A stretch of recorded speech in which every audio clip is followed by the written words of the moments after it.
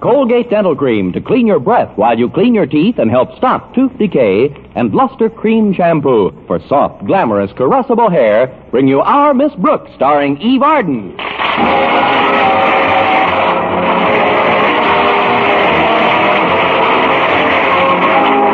It's time once again for another comedy episode of Our Miss Brooks, written by Al Lewis. Well, last Tuesday was Valentine's Day. And our Miss Brooks, who teaches English at Madison High School, looked forward to celebrating the occasion with Madison's biology teacher, Mr. Philip Boynton. Of course, Mr. Boynton isn't the most dashing person in the world, but what he lacks in ardent emotion, he more than makes up for by his passionate lack of interest in romance. In fact, I have long suspected that if Mr. Boynton is ever hit by one of Dan Cupid's arrows, he'll remove it with a scalpel, cauterize the wound, and kick Cupid right in his quiver. I was discussing my reluctant dreamboat with my landlady last Tuesday at breakfast. I can't understand it, Connie. You're young, attractive, good company, charming. Thanks, Mrs. Davis. What are you doing after school? Now, I'm serious. Somebody ought to take Mr. Boynton by the shoulders and give him a good shaking. I've tried that, but he's not a very good rumba dancer. Besides, I really shouldn't complain. We've been out on several dates in the past few weeks. I know that, dear. But where does he take you on these dates? To the zoo. Exactly. And he took you there again yesterday, didn't he? How do you know? It's obvious. If it's that obvious, I'd better spray a little sweet air around. I knew you were at the zoo by the way you were dreaming last night.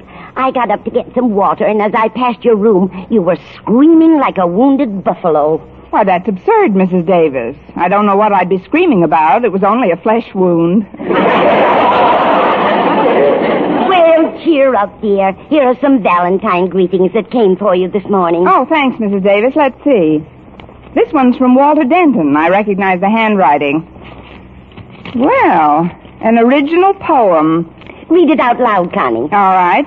It says, my heart tick-ticks for you, my queen, with the steady watch beat of a new Longines.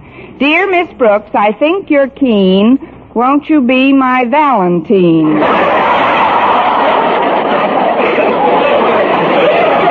Valentine? That's the feminine gender. Listen to this, Mrs. Davis. This is from Stretch Snodgrass. Really? You mean he can write? Just about. Here it is. When it comes to athletics, I get plenty of breaks. But when it comes to scholastics, I ain't no great shakes. But since being in your English class, I don't sing the blues, 'cause nobody nowhere never taught me better than yous. Now, that's what I call a flattering Valentine. Why don't you open this next one, Connie? Even I can recognize the sender of that. How? Mr. Boynton put his return address on the envelope. Naturally. When he invests in the stamp, he wants to be sure it gets somewhere. Well, listen to this. You're on my mind where'er I go, even when I'm alone at a picture show. But especially do I think of you when I happen to pass our local zoo.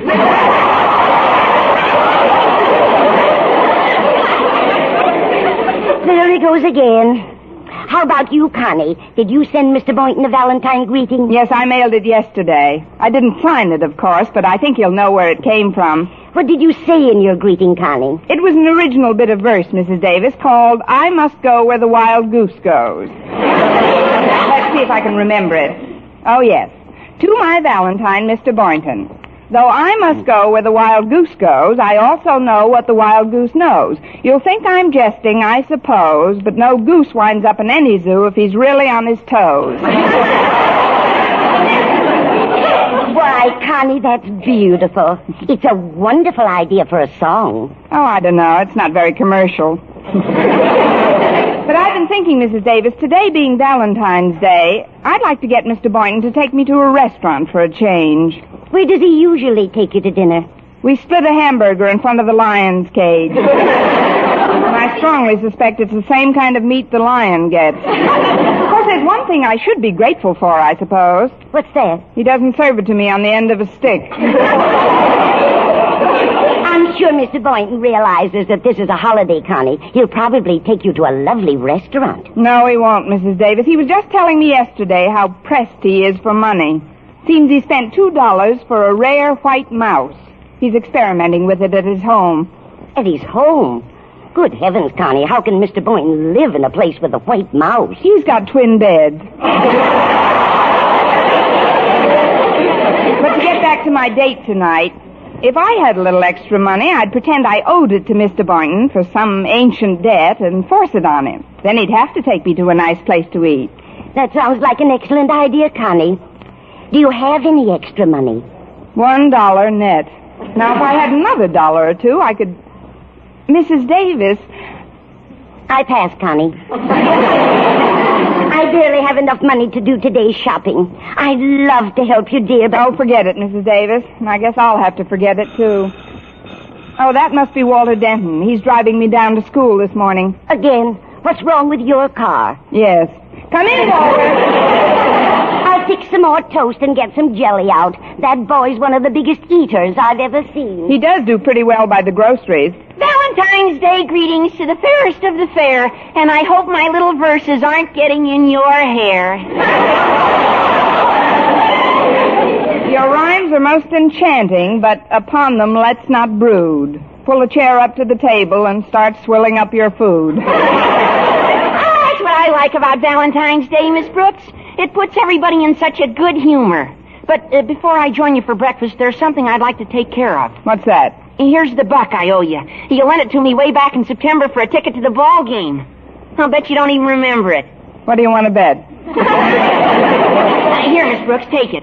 And if you don't mind a rather personal suggestion, why don't you slip the dollar to Mr. Boynton? Mr. Boynton? Sure. So he'll take you to a restaurant for once instead of the zoo. What? Yeah, you could tell him you owe him the money for some ancient debt or something. Walter, how can you even think of such a thing, too? That is, I know you mean well, but do you really think it'll work? Sure it'll work. Well, how about you? It won't leave you short, will it? Oh, not a bit. I got the money from Stretch Snodgrass last night. He's owed it to me since August. But Stretch doesn't make very much working in his father's pet shop. Maybe you shouldn't have taken it from him. Oh, he doesn't work at the pet shop anymore. His father fired him after the beef. Beef? Yeah. You know what a temper Stretch has. Well, last Monday he bit an orangutan. How hungry can you get? Well, his father just means to punish him, I guess, but meanwhile, Stretch wound up with a job after school that pays 3 times as much. Where's he working? In turkey heaven. How did he get in? I mean, what in the world is turkey heaven? It's a restaurant, Miss Brooks. Of course, Stretch is only a busboy now, but who knows how far he can go if Mr. Turk takes a liking to him. Mr. Turk? The owner. Turk's Turkey Heaven, the place is called. If you tell me Mr. Turk's first name is Tom, I'll hit you with a drumstick. That's a swell spot, Miss Brooks. Maybe Mr. Boynton will take you there some night. Not unless they sell turkey burgers and have a lion in the window. Honestly, I'm so fed up with the zoo, I'd almost rather stay home tonight. Wait a minute. If I add this dollar you gave me to the one I've got already, we could... Come on, Walter, we've got to get down to school for the election. What election? I've just elected Mr. Boynton, the man most likely to blow me to dinner with my own money.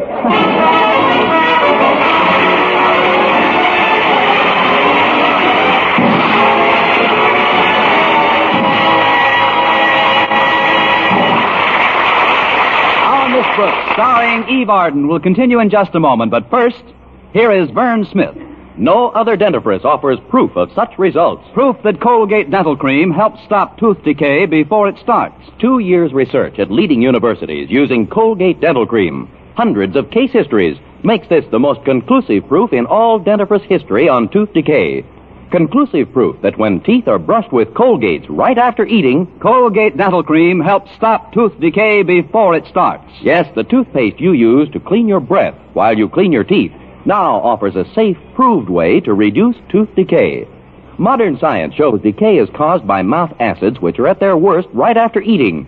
Brushing teeth with Colgates as directed helps remove acids before they harm enamel. Colgate Dental Cream has been proved to contain all the necessary ingredients, including an exclusive patented ingredient for effective daily dental care. Get Colgate Dental Cream today. Big economy size, only 59 cents.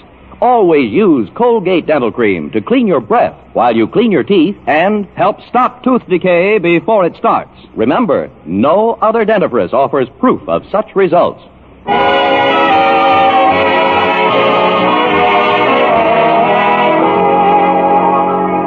Well, we got to school before it was time for my first class, and I headed directly for the biology lab to confirm my Valentine date with Mr. Boynton. His enthusiastic reply to my reminder almost swept me off my feet. I guess we could kill a couple of hours somewhere. But frankly, Miss Brooks, if you're expecting any elaborate celebrations... Of course I'm not, Mr. Boynton. I just thought we could do something simple and inexpensive. You mean like go to the... No. Look, before we make any plans, let me give you these $2 I owe you. $2? Yes, it was for gas. I picked you up in my car one night last May, and when we ran out of gas, you bought 10 gallons for me. I bought 10 gallons? You had a beer with your dinner. Let me think a minute. You say this happened one night last May? Say, was that the evening we were coming from the zoo? We weren't coming from the casino in Monte Carlo. Here, Mr. Boynton, take the $2. Oh, but I don't seem to remember this incident, Miss Brooks. Let me take a look at my little black book. Black book? Oh, yes, I enter all my expenditures in it during the fiscal year. That way I know just how to budget myself from month to month. Now, let's see. 1949, August, July, June. Here we are, May. May 1st, light bulb, 15 cents. Collar button, 5 cents. May 2nd, 25 razor blades, 9 cents. May 3rd, Mercurochrome and bandages, 90 cents. May 4th, stamp for letter to mother, 3 cents. Month's supply of frog food for Pet McDougal, 12 cents. That must have been the month Mac was on the diet. It's funny, I can't seem to find any record of that gas bill. Please, Mr. Boynton, it must have slipped your mind. Just take this. Oh, let's look a little further, please. May 11th, ink, 10 cents. Stamp for letter to mother, 3 cents. May 14th, shoelaces, 5 cents. Stamp, 3 cents. May 16th, laundry, 75 cents. May 18th, stamp, 6 cents. Oh, that was Mother's Day. I wrote Mom airmail. She must have been thrilled. 2 days later. May 25th, pair of socks, 35 cents. Sports shirt, $3. That must have been the day you had the beer. I don't remember that item at all. See, you just forgot to put the $2 down. Now, please take the money and let's Well, thanks, Miss Brooks. It's certainly nice of you to remind me about it. You know, this $2 is going to make a big difference in our Valentine Day celebration. You mean dinner for two, Mr. Boynton? For two? Why, with this money, I can buy peanuts for every monkey in the zoo.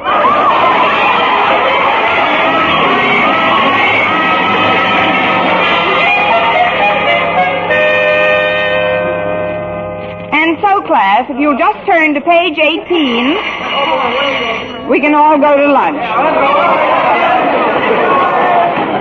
Miss Brooks? Oh, Miss Brooks, can I talk to you for a minute? What is it, Harriet? Walter told me he paid you back some money he owed you, and I'd like to do the same thing. Here, Miss Brooks, here's the $1 you laid out for 2 of my lunches last month. But, Harriet, I treated you to those.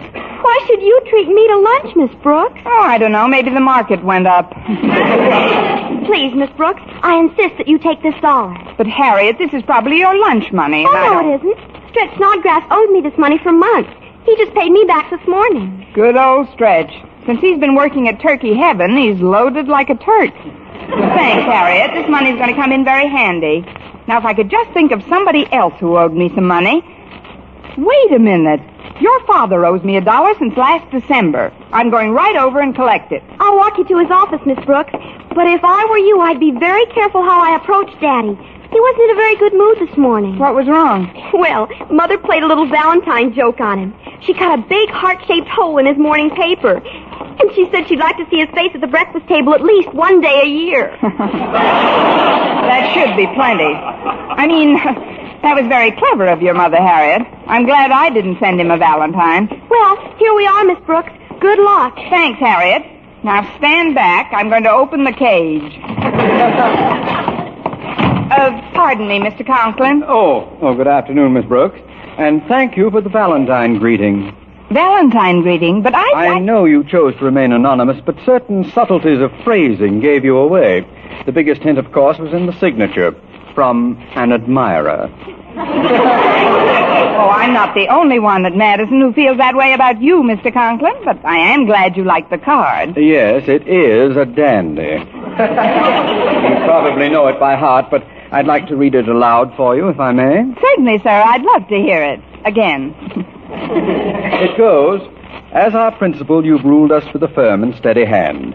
You've hustled and you've bustled, and our work you've carefully planned. Though you've guided us and chided us, I've really been in clover, because I know it won't take very long before you topple over.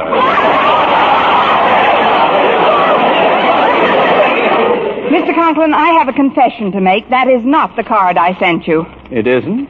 That's strange. It's the only one I got. Oh, mine must have been held up in the mail. I'll send it to you. I mean, you'll get it tomorrow. I'll be looking forward to it. Now, I've got to finish checking the business accounts at the school library, Miss Brooks, so if you'll state your business... Yes, sir. You may not recall this, Mr. Conklin, but during the first week in December, I was taking care of the office while you were out, and a collect telegram came for you. It did? Yes, and I paid for it. You did? Remember, you told me to remind you about it around Christmas time? And did you? Yes, sir. Then you've done your duty. Good day, Miss Brooks. But, Mr. Conklin, the reason I'm bringing it up again is that you didn't... Stop dunning me. How much is the miserable item? Well, the wire was 97 cents, so I gave him $1. You tipped the messenger boy? It was only 3 cents. You're very generous with my money. Well, the messenger had no change either, and as I say, it was just 3 cents. The amount is immaterial. It's the principle that's involved. Oh, you're not so involved, Mr. Conklin. It's just... Please, Miss Brooks. I've always felt that tipping is definitely un-American. But the messenger boy didn't mind. He was a little old Frenchman. However, sooner than violate your code, just give me 97 cents and I'll write off the balance under the Marshall Plan. I am not small, Miss Brooks. Here's your $1. Oh, thank you, sir. Now, if you'll excuse me... Just one moment, please. In going over these accounts from the library, I find that you're 6 weeks past due on a book. A book? Oh, yes, that was the one I brought home for Mrs. Davis. She can't seem to remember just where she put it. She didn't even read any of it yet. Obviously, and the book was called How to Improve Your Memory. It's listed at $1.50, and I'll thank you for the money right now. Oh, but Mr. Conklin, we're still looking for it, and we may... These accounts are all being closed out immediately, Miss Brooks. If you find the book, we'll be happy to make an adjustment. But I can't afford $1.50 at this time. I haven't got it to give you. Tut, tut, tut, tut, Miss Brooks. I just handed you $1. And that, you must admit, was like found money. Yes, indeed. Like money found at the bottom of a snake pit. Look, Mr. Conklin, couldn't this wait until... Don't be petty, Miss Brooks. Here's 50 cents. Just hand me $2 and your account is all squared away. All right. Here you are. Now may I go, Mr. Conklin? Certainly. Good day, Miss Brooks. It's a Lulu so far. Hi, Miss Brooks. Oh, hello, Stretch. Thanks for the Valentine. Oh, that's okay. We're going to the cafeteria for lunch? I might as well. I have 50 cents that's just burning a hole in my pocket. The one that doesn't have a hole in it already. But this talk of money is probably boring to anyone as affluent as you are. Oh, I ain't affluent, Miss Brooks. I just got a cold in the head. Well, it's nice to know there's something in there. By the way, how are things at Fort Knox? Where? Turkey heaven. Do you like your new job? Oh, I like it real good. Of course, I'm just a busboy now, but if I work real hard, I don't always have to be a busboy. I can go places. Especially if you get your own bus. You don't understand, Miss Brooks. From a busboy, I could get to be a waiter, and then I could go from waiter to mater. Mater? D. D? Hotel. We seem to have lost contact somewhere. Let's start again, shall we? Mater is short for Mater D. Hotel. Oh. You know, the head waiter who runs the whole restaurant usually. Boy, to be one of them, you sure gotta be elegant. Yes, I know. You only talk to the cream of society, the most cultured, well-bred, best-mannered people in the whole world, boy. And you know what happens when you're a Mater D? What? If they don't slip you a 5 spot, you don't give none of them crumbs a table. Well, like I've always said, it takes a heap of culture to make a maitre d'. Well, that's a long way off, I guess. But meanwhile, I'll just keep picking up glasses and learning the business. At least it's good exercise for me. I do a lot of bending over. Bending over? Sure. I drop a lot of glasses, too. But it's sure a nice restaurant, Miss Brooks. They got roast turkey, fried turkey, and cream turkey. But my favorite is their special, turkey au grating. It's turkey hash varnished with cheese. And it's served in a shaving dish. Have you ever tried that? No, I prefer boiled turkey shellacked in the casserole. Oh, is that good? Oh, take a glass of domestic turpentine with it, and you're out of this world. Oh, before I forget, Miss Brooks, here's a credit slip for 2 free dinners at Turkey Heaven. The boss gave it to me for working extra hard over the weekend. 2 free dinners? But, Stretch, I can't take this. You've earned it by your labors. You're the one who should profit by your own efforts. You and nobody else. Well, that's enough acting for one day. Hand it over. Here you are, Miss Brooks. It's no good to me anyway. After nibbling on turkey all day, who can eat? Wait a minute, Stretch. I've got an idea. I want you to find Mr. Boynton and give him this credit slip. Mr. Boynton? That's right.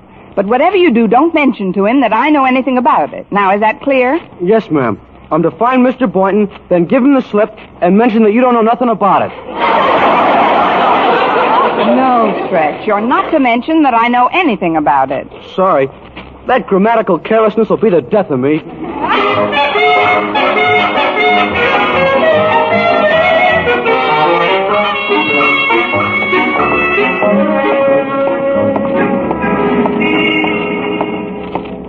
It's been a very nice walk, Mr. Boynton, but we're nowhere near the zoo. Well, I changed my mind about that, Miss Brooks. Before we left school, I decided that this being Valentine's Day, I'd like to take you to a restaurant for dinner. Oh, wonderful. May I pick any place I want? Well, that is, I'd like to go to Turkey Heaven. Go ahead, pick any place you want. Say, now, this is a coincidence. Isn't that Turkey Heaven right ahead of it? Well, that's right, Miss Brooks. It's, rather expensive, isn't it?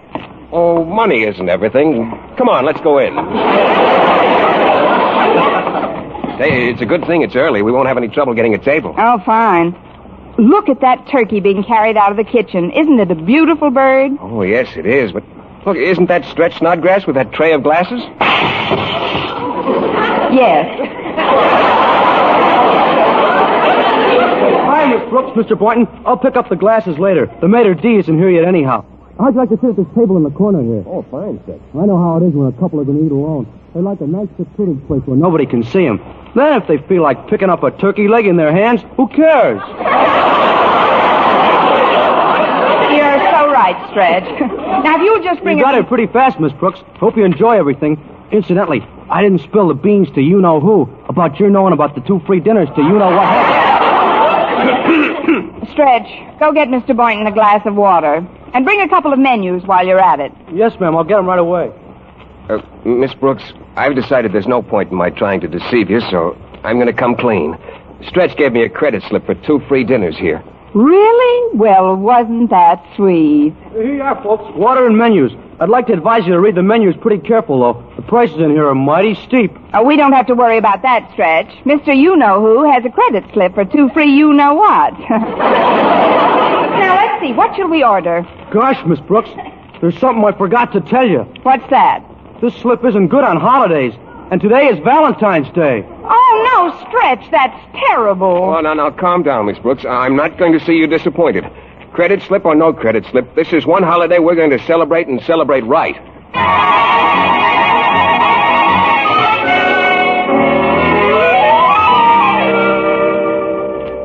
Well, Miss Brooks, what do you think of it? Isn't this a magnificent bird? It certainly is, Mr. Boynton.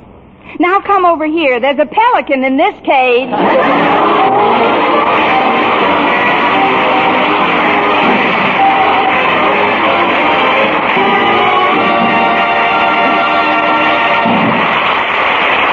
Arden is our Miss Brooks returns in just a moment, but first... Dream girl, beautiful luster cream girl. Tonight? Yes, tonight, show him how much lovelier your hair can look after a Luster Cream shampoo. Luster Cream, world's finest shampoo.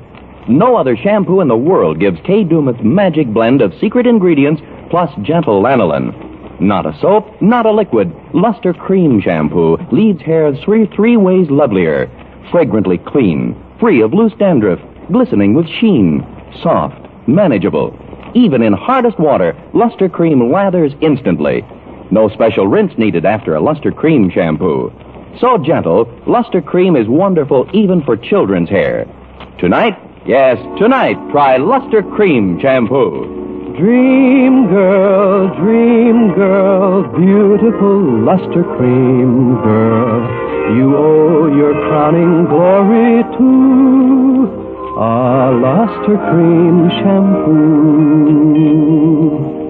And now, once again, here is our Miss Brooks. Well, when the zoo closed, Mr. Boynton and I caught the 5 o'clock hamburger and headed for home. But as we passed a nice secluded bench, I stopped him. Look, Mr. Boynton, we may not be able to afford a fancy restaurant, but we can still celebrate Valentine's Day. After all, we are together. We have a bench in the park, and school is over. But how can we celebrate on a park bench, Miss Brooks? Correction, school is just beginning.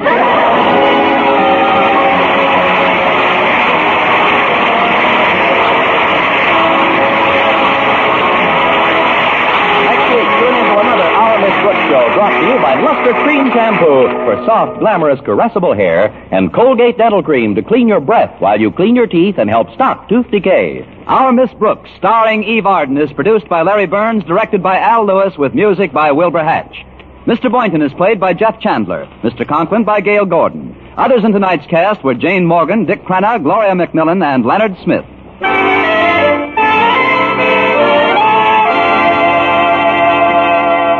Doctors prove Palmolive soap can bring you a lovelier complexion in 14 days. Yes, 36 leading skin specialists proved in tests on 1,285 different women that Palmolive soap facials using nothing but Palmolive brought new complexion beauty to 2 women out of 3. Just wash your face 3 times daily with Palmolive soap, each time for 60 seconds, massaging Palmolive's beauty lather onto your skin. Then rinse. So start your Palmolive facials today. Remember, doctors prove Palmolive soap can bring you a lovelier complexion in 14 days.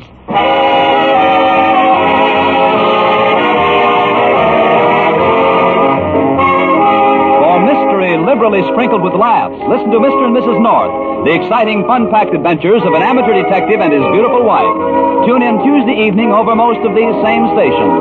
And be with us again next week at this same time for another comedy episode of Our Miss Brooks. Bob Lamont speaking. This is CBS, the Columbia Broadcasting System.